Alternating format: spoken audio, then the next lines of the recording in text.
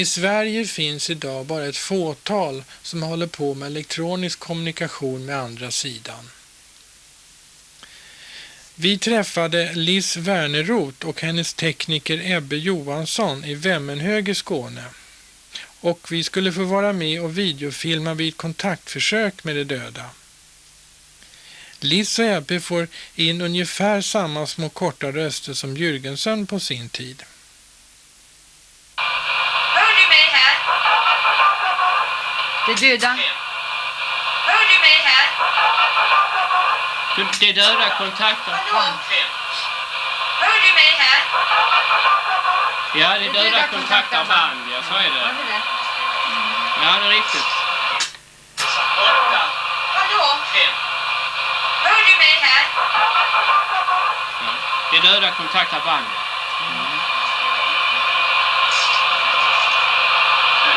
Att du fick in henne där. Ja, visst. Det är inte klokt. Hallå? Hör du oss här?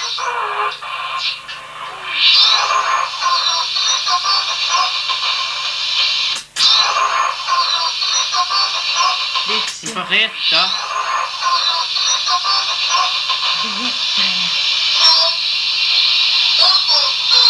Jag kan se.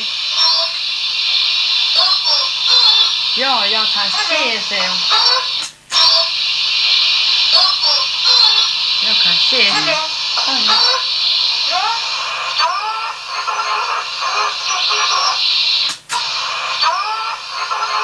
Är Tony? Nej, det döda.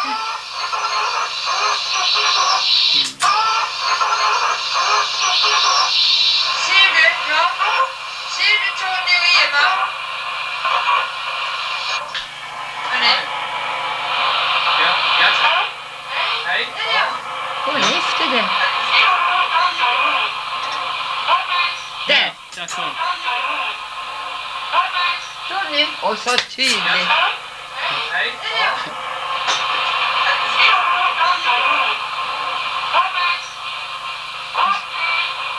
Vad sa jag med?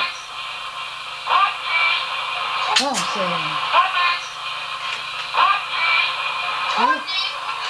Två gånger sa de det. Tony här. Tony igen. Ja. Ser du? Tony här. Tony här. Tony, säger de igen. Vi prövar att spela in. Välkommen De har ikväll. accepterat henne. Kan du höra oss, Tom? Som ni hört är det ibland väldigt svårt att höra vad rösterna säger första gången. Därför bandar man för att kunna lyssna flera gånger. Den är hög. Jag Den är slutar hög, med slutar det. med, ja. Redan under förberedelserna av inspelningen kom röster in och överrumplade oss alla. Sådär då. Vad är det? Jag hör ju att det är någonting. Inte därifrån. Nej, det. Här är det. Så. Det är det döda. Det är det döda. Jag vet att de är här. Så det sånt känner jag på mig.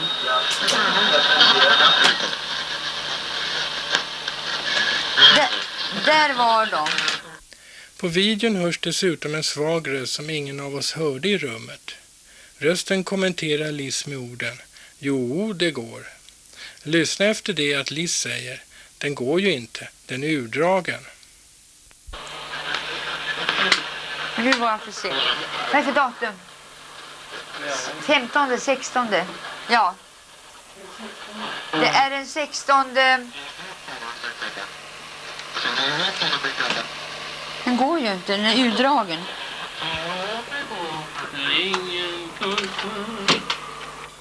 Liz började med bandröster för över 20 år sedan.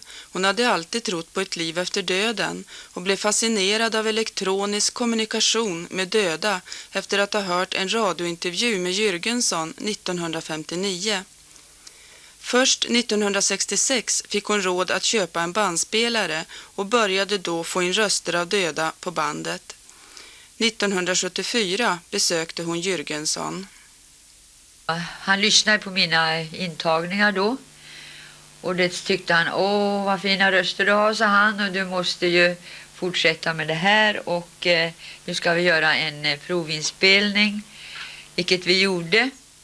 Och genast så kommer en kvinna och ropar, Litsi, vår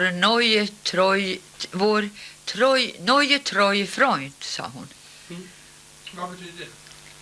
Vår nya trogna vän. Ja, och då blev han ju så entusiastisk, Friedrich, som han alltid blev. Ja, jag hade nog samma entusiasm som honom, men just då tyckte jag det var liten utopi att jag skulle kunna klara radion, så jag sa väl det till honom. Men jag prövade i alla fall. Några dagar efter det här sammanträffade med honom. Och det var då ringde Jürgenson mig och talade om att hans svägerska Annika hade frontalkrockat med sin bil. Och de dog, de var ju 3 stycken i bilen plus en hund, och de omkom ju alla 3. Då kommer hon på mitt band på eftermiddagen och säger, jag frågade efter Annika då säger hon, jag kommer. Men så kom det inte in mer, och det var bara genom mikrofon. Men sen satt jag på radion på kvällen. Och då fick jag ju en verklig kontakt som varade kanske 15 minuter. Där hon själv kommer på bandet och hon skrattar och ropar där att hon krockar ju i ett kors. Ett vägkors. Och hon säger det döda. Död i korset. Någonting. Och så säger hon ju sitt namn och så skrattar hon och så hör man ju hunden skälla. Ja, allt detta fick jag in och jag hörde ju bara delvis, och då skickade jag ju bandet upp till Jürgenson. Då ringde han ju mig omedelbart när han hade lyssnat på det där. Så att det var ju fantastiskt. Det var ju Annika. Ebbe blev intresserad av området efter att ha hört ett föredrag av Friedrich Jürgenson. För cirka 10 år sedan så fick han kontakt med Liss och sedan dess jobbade ihop. Ebbe är tekniker och vill få svar på hur allt detta fungerar. Han har skaffat den stora fartygsradion med pejlantennen. Vid deras första gemensamma kontaktförsök fick de in Marconi, han som uppfann radion på 1800-talet. Första inspelningen jag minns att vi fick in Marconi själv. Han satt. Ja, det var helt otroligt på radiopejlen. Ja. Han sa, ja då hade vi inte någon radiopejl utan vi hade en radio. Ja, det är den lilla. Ja, den lilla radion, ja. Ja. Sen sa de väl, jo det var Marconi, han sa just om pejl. Det minns jag. Radiopejl. Ja visst, och sen blev det att jag fixade till en radiopejl. Så började vi då. Och då kom det ju in mycket längre samtal. Ja, det faktiskt. Det var så en kommunikation vi hade redan då på den tiden. Kort alltså, väldigt kort. Ja. Men det intressanta här tekniskt är ju att vi försöker ta bort störningarna och få ren klar kommunikation eller ljud, vad ska vi kalla det? Man får säga ljud eller någonting från en annan sida. Det är svårt att definiera vad det är egentligen. Den teknik som Liss och Ebbe använder sig av är en kassettbandspelare, en liten kortvågsradio, en fartygsradio och en pejlutrustning med pejlantenn. De radiofrekvenser de använder är 1,424, 1,485, 2,75, 2,85 och 8,25 megahertz. Vilken frekvens är det? Jag kör på 2, 8, Hallå, 5. hör du mig här?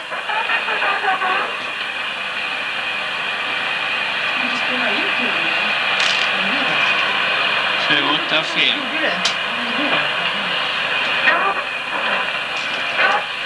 Hallå? Hör du oss här?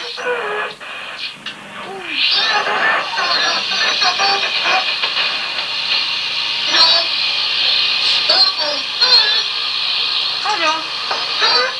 Ja? Ser du? Ja. Ser du Tony och Eva?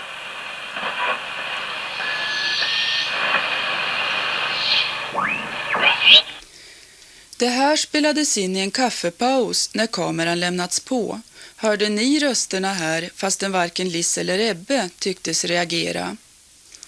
Ofta hör man rösterna först vid genomlyssningen av bandet, efteråt. Därför är det viktigt att låta bandspelaren stå på hela tiden. Kan komma in på vad som helst. Ja, visst. Ja. Här lämnar vi Liss Werneroth och Ebbe Johansson i deras studio hemma hos Liss i Vemmenhög i Skåne och beger oss till USA.